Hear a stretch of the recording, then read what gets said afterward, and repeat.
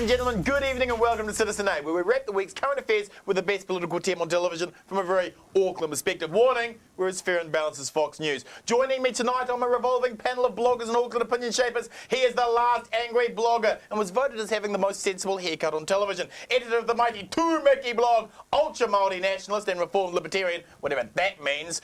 He doesn't so much rage against the machine as decolonisers against the machine, Mr. Timothy Selwyn, and when he isn't raking muck, he is getting the most uncritical powder puff of an investigation on 60 Minutes. It was as lightweight as Paul Henry interviewing John Key. Daughters, look up your mothers, especially if your mother is having irrational menopausal mood swings. It's the Darth Vader of the right-wing blogosphere, the unsuppressible Cameron Slater, aka Whale Oil from gotcha.co.nz. Welcome to you both. Coming up tonight, issue 1, it's a landslide. What does the shift to the left record in the recent local body elections bode for the country?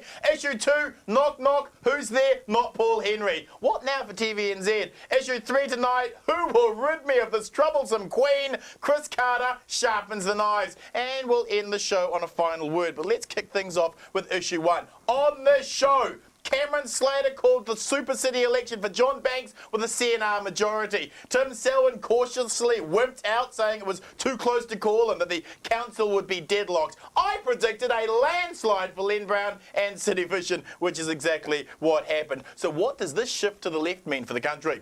Issue 2, knock knock, who's there? Not Paul Henry. What now for TVNZ? Issue 3 tonight, who will rid me of this troublesome queen? Chris Carter sharpens the knives, and we'll end the show on a final word. But let's kick things off with issue 1. On this show, Cameron Slater called the Super City election for John Banks with a CNR majority. Tim Selwyn cautiously wimped out, saying it was too close to call and that council would be deadlocked. I predicted a landslide for Len Brown and City Vision, which is exactly what happened. So what does this shift to the left mean for the country? Cam, your dad is the campaign manager for Citizens and Ratepayers. They said they would get 10 candidates. They only got 5. Did Dad cock it up? I think that CNR ran an average campaign. A very average. But I need to I'd hate correct to see you. a bad campaign. I need to correct you though. You said City Vision had landslide. They have less councillors than CNR. More left wing though. It's more left wing, isn't it? Gloriously left wing. You're picking here. It was a bad. Come on, it was a bad election result, wasn't it? Wasn't it? I think that across if you look at the council first. Yep. Across the council, it's very clear the voters don't want party-aligned tickets. No, they didn't want John Banks and its connection to the And they especially didn't want the CNR aligned. And not the CNR ones, yes, did they? Except they've got more candidates than City Vision, so that meme doesn't work. What, one more? One more. More is more. They said 10. Your dad said 10. Sure. Hang on a second here. Look at the council. Yep. You've had City Vision and CNR take a hiding across the city. You've had a large number of independents elected to the councel. Who are more left, though? Sure, I'll acknowledge that they're more left. And Penny Hulse left and certainly back crazy mad green. However, if you look at the layer underneath the council level, the level that Len Brown says he's going to devolve a lot of the power to into the community boards, you've got a 44 versus 22 CNR versus City Vision count. So City Vision / Labour. So you have to sort them out and tell them what to do rather than the devolving. Right, so he's going to be quite harsh with them. If he's going to be the inclusive mayor that he's going to do and deliver on the promises, which he said was to make community boards very important for decision making and all of those. Well, maybe not now. Now it's good CNR. We'll back that up. We'll see. It's lucky they got to sand all those Eastern Bay's beaches. Yes, isn't it? wasn't it? Absolutely. Not going to get nothing now. Metro editor Simon Wilson said on TV3's The Nation that there was a shift to the left that went unnoticed on the mainstream media radar, with telephone polls claiming the race between Brown and Banks was neck and neck. These same telephone polls claim National has over 50% of the support. What are the wider implications of this win? Well, David Farrell's going to have an impact on that. Because it's his polls that they were banking on. I mean, yeah, it was a swing to the left. You saw a huge, and this was important, was that the turnout for, well, the first time that I can remember, actually got above 50%. And it was 30% last time, wasn't it? Well, over the whole city, it got above 50%. It was stuff all. But yet again in South Auckland, we've got around the 40s. oh, you're still banging on about that. Thanks for doing that, because that's what drove out their vote. But And that's why they won by over 60,000 votes, is because of people like you and people like Banks who are taunting them. Taunting democracy. Keep encouraging it, mate. Keep encouraging it. Okay, what does it mean? What does it mean? What does it mean? Yeah, it does indicate Yeah. that the left vote, at least, isn't completely lost in Auckland. Yep. That's the important thing, and that they can drive turnout. But as far as the council goes, getting back to that and my predictions, well, what I said is that no major ticket will have a majority. And that's correct. And that is basically what happened, because, as you were saying, Cam, those independents filled in that gap, and now we have a more inclusive sort of a council. Well, we don't, because if you look at the North Shore councillors that have all been elected, they all stood there at the public meetings, and I know I was at them, and they're all classic NIMBY type politicians. And that's the North Shore for you, mate. Because the North Shore is about as inclusive as the Ku Klux Klan, that's why. They are shocking. They stand there and say, we don't want our rates being spent over there. And now with Penny Holst, she will make them, that's right. The North Shore has gone feral on that. The North Shore always goes feral. That's right. It's the nature of the shore, mate. The water treatment or something like that. Cam, you're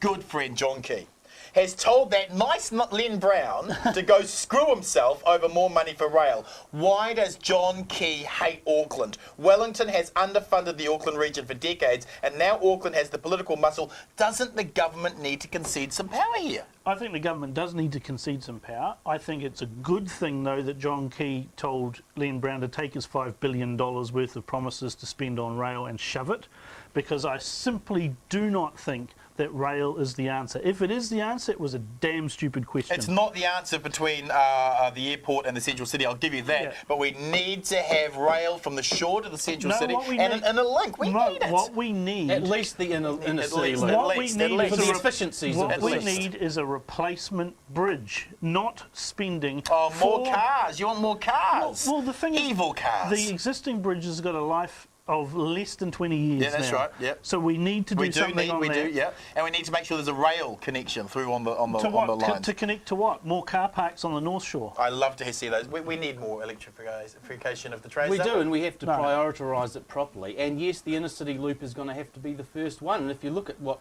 Transit's been up to, wasting money on proposals to build the so-called holiday highway north of Auckland, and destroying and demolishing the Newmarket Viaduct so they can have something that was 6 lanes will now be 7 lanes, all for $240 million. How much per metre is that? It's like, was it several hundred? It's like $1 million every 5 metres, Pull a number out of your ass, Tim. Go on. He can do it. $240 million for 1.2 kilometres of motorway.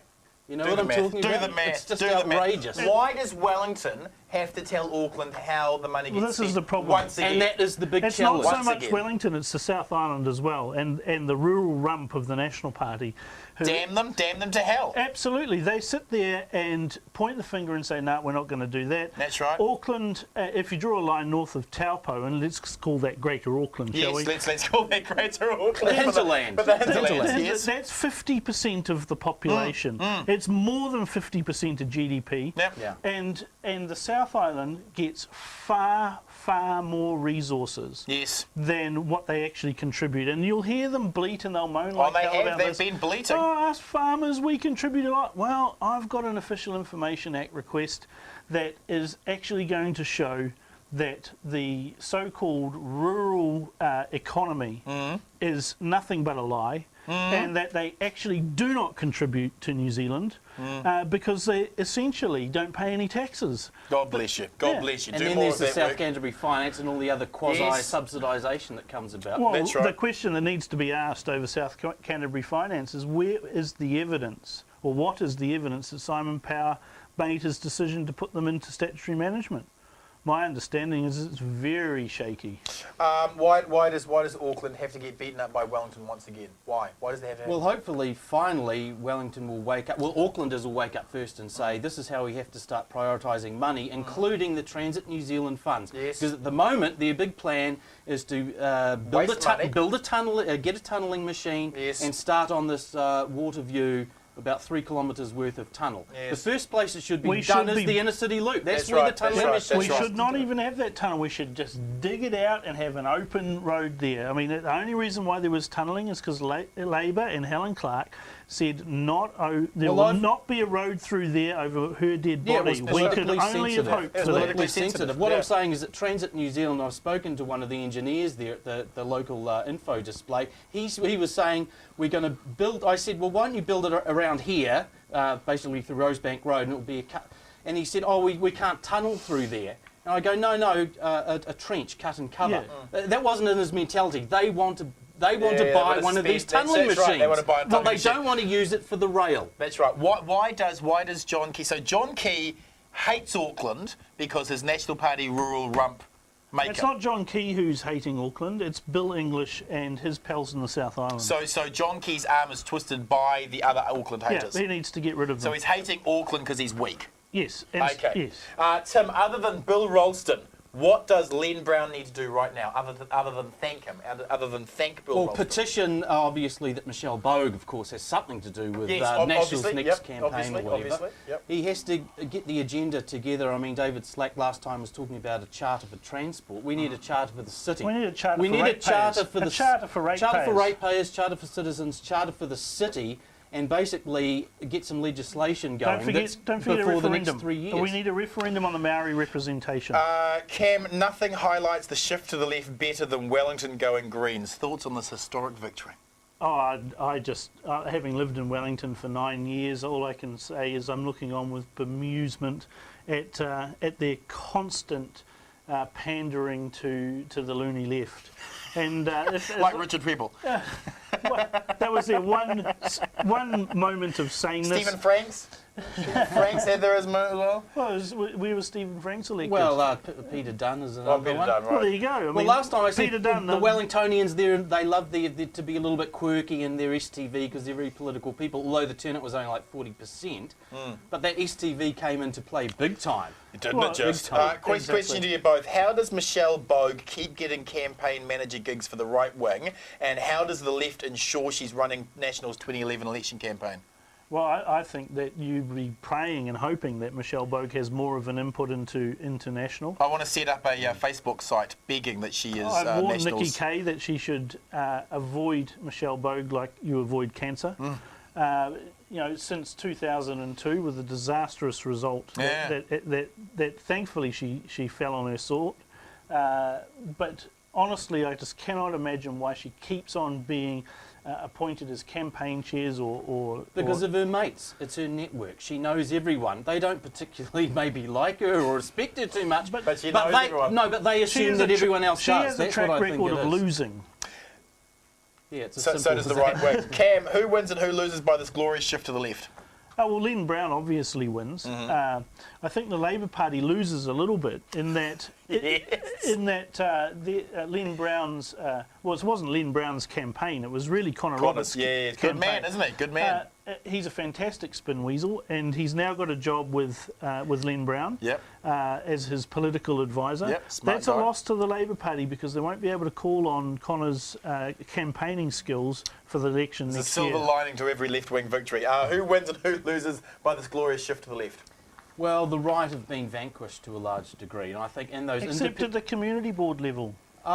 this was this disorganisation I was talking about before. I mean, the tickets just did not organise themselves. In my local ward, the left didn't even stand a councillor Yep. candidate. City that's Vision right, was that's right. vanquished Walked at in. community board level. City Vision are pretty Absolutely pathetic, destroyed. aren't they? Yeah. Yes. Thank you, Pan.